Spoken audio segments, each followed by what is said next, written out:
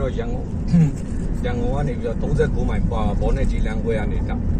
ဖျားကြီးကိုသွားနေတဲ့လမ်းမှာရာဒီဥပတာရပါတယ်လမ်းလေးကလည်းတာရတယ်ဒီတစ်ဖက်တစ်ချက်မှာတစ်ပင်ကြီးအပြည့်ပဲတစ်ပင်ကြီးအကြီးတွေပဲဒီထားနော်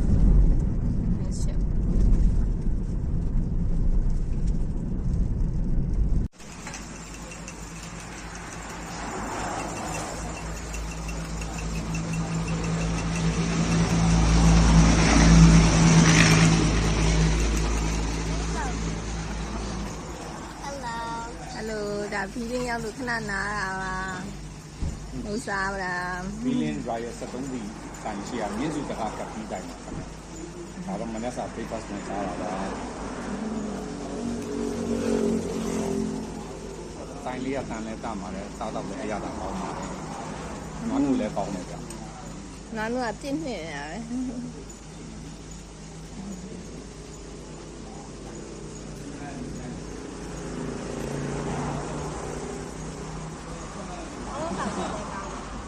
အုံးခေါက်လည်းကောင်းတယ်ဟုတ်တယ်အုံးခေါက်လည်းပြလိုက်ပါ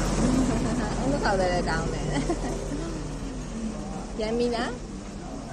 ရမ်းမီအကျော်လေးဆိုရပူပူလေးတွေ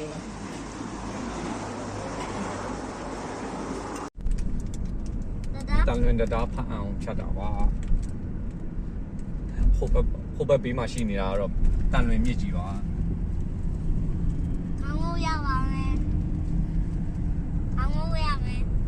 ဒီမှာလည်းတန်လွင်မြစ်ကြီးတွေ့ရပါမယ်ကျော်ရ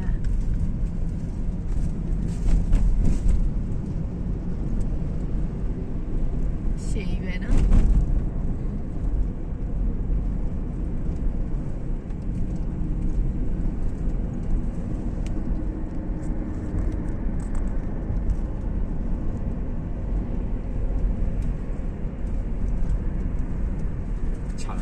ဖန်တဲ့အစင်မှာ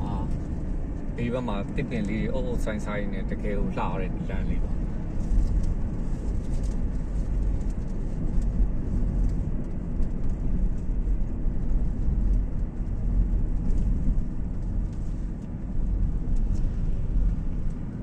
Highway Route 85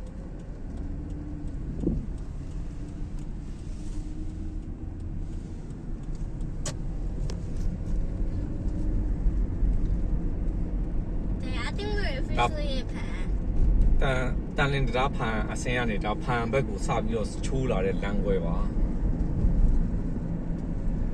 ရန်ကုန်ကမနေ့9:15ထွက်တာဒီကို17:40ရောက်ပါတယ်လမ်းမှာနိုင်ဝက်လောက်နှစ်ခါနား Turn left onto Mollymine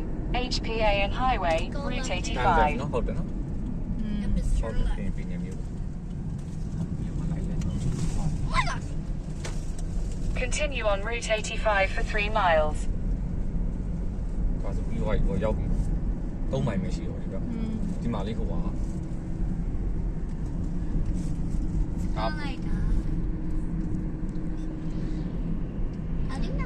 မီးတော့ကံရပဲလीနော်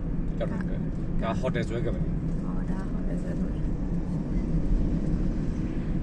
အတန်းကိုကြောက်လာတယ်